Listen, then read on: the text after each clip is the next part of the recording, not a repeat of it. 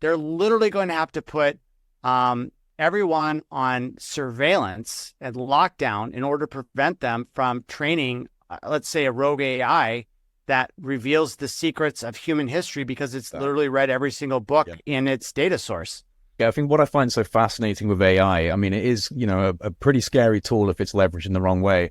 But as a researcher myself in different areas, especially in alternative theories and histories and different fields where you do get suppression, what I found was it was able to just locate tiny, nuanced data pieces that people would take years trying to find and just put it together instantly. Yes. Yeah, I agree, right? Like you can sit there and it can reference it. And what's interesting is that, these large language models do have a problem with hallucination. Yeah. The larger language models tend to fix this. But the thing is that once an AI model makes a statement, it's actually very easy to verify whether that statement is true. It's kind of the same sort of thing like a Bitcoin transaction. Like it's hard to generate a Bitcoin transaction, but testing the validity of a Bitcoin transaction turns out to be very trivial, right? And so there's a lot of this stuff where we can get meaningful information. The hallucinations aren't really that much of a problem because there can always be a fact-checking mechanism at the end of it to figure out whether this thing is actually legitimate or not. Mm-hmm. When you compare the Google search engine of like the early 2000s to the Google search engine of today, how much has changed in terms of what you can access? That's a good question. It's they're getting very quick at dead linking a whole bunch of stuff, just pushing it off the page. Before you could go, to the 200th page of Google and still get links. And now what they've done is that they've cut off something like past page 7 or 14. You can't go beyond that. And so they'll say, oh, we've searched like 200, or we've got 200,000 hits, but then, you're only able to access the first 150. And they repeat, okay.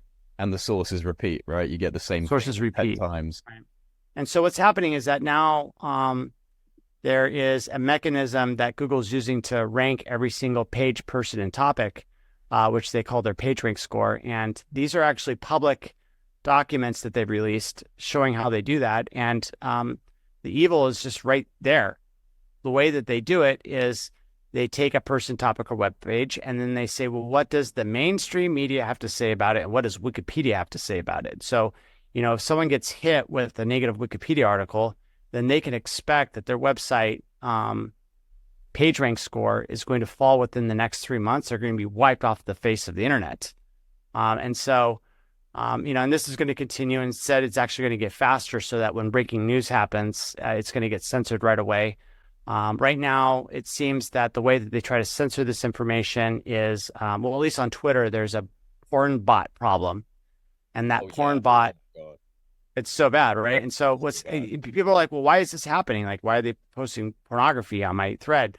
The reason why they're doing that is because a lot of these countries have child safety laws that prevent them from seeing pornography. And so when you see a tweet thread getting hit with pornography, what that's doing is that's triggering the muting of that entire conversation so that it can't go viral in countries outside the United States. Yeah. Interesting. I did not think of it that way. Yeah, that's why they have those porn bots. And that's the reason why Elon Musk is like, well, we're going to allow pornography on the site. Now it makes it easier for the intelligence agencies to sync any topic that they want.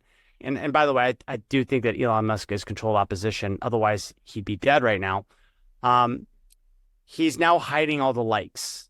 And the problem with that... I'm not a fan of that. No. And like, look, like it's a little bit dangerous to like something, sure. And there is an argument to be made that it is safer for users not to have their likes be registered. But what it also does is it also prevents us from auditing whether someone's like count is legitimate or whether it's being driven by a bot farm that is being allowed by Twitter to operate in order to pump up the narrative.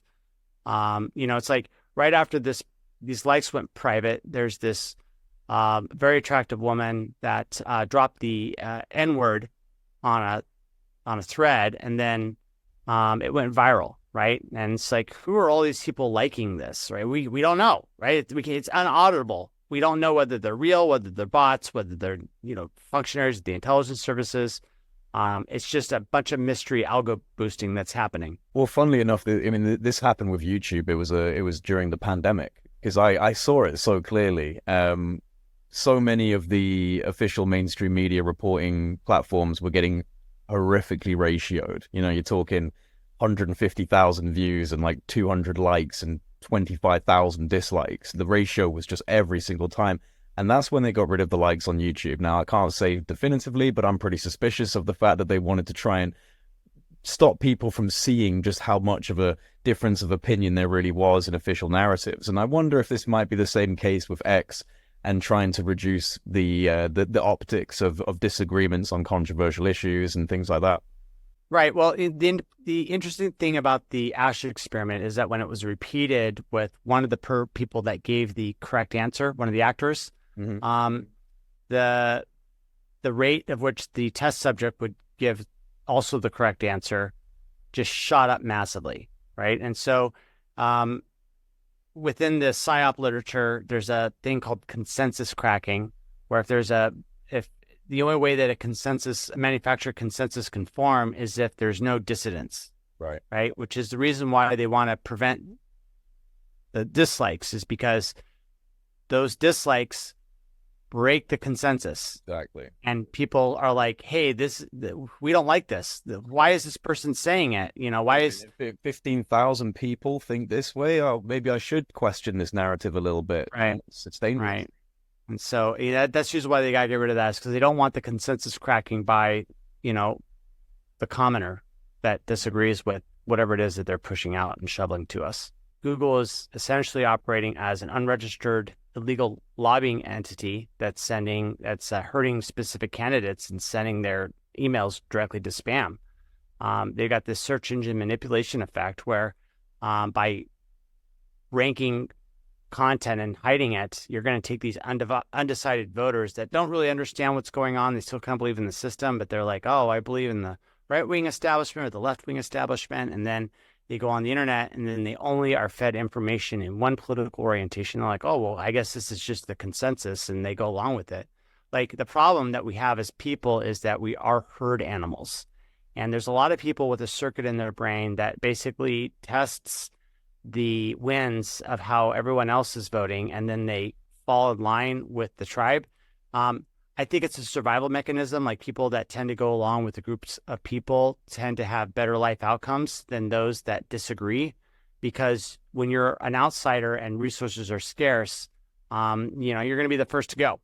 So there's a evolutionary argument saying that would encourage suspending critical thinking skills and logic, and to go along with whatever the people think and legitimately believe that you came to this on your own natural conclusions.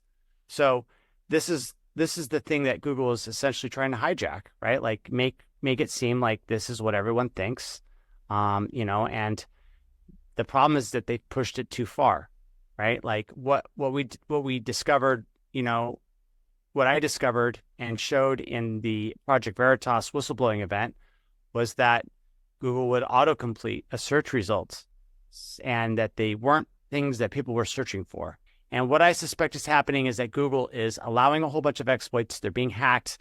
They don't fix the hacks because this is part of the agenda that they're implementing by the people that pull the strings behind the curtains. I put it out there for people to look at how the sausage is made, how the censorship works, so that, by mass awakening of how this works, we can prepare ourselves for what's coming and try to stop. I mean, I used to think that we could stop it, but now with this AI steamrolling every single aspect of our lives, I'm starting to come to the conclusion this force is so big and so strong that we can slow it down, but we can't really stop it. The amount of energy that is now pushing this into our lives is so tremendous that it seems almost like a force of nature.